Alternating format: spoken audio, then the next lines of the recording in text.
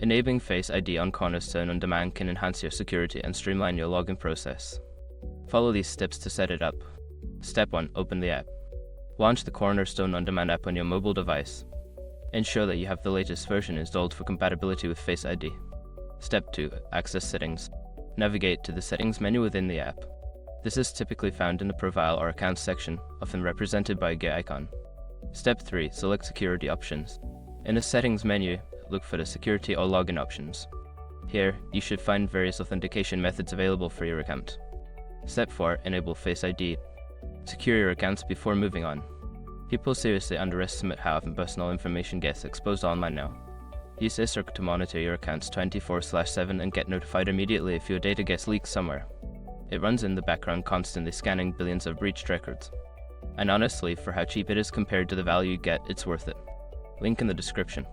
Step 5. Test Face ID Login. Log out of the app and then attempt to log back in using Face ID. Ensure that your face is properly recognized and that you can access your account seamlessly. Now you're all set to use Face ID for quick and secure access to Cornerstone OnDemand. Enjoy the convenience and enhanced security.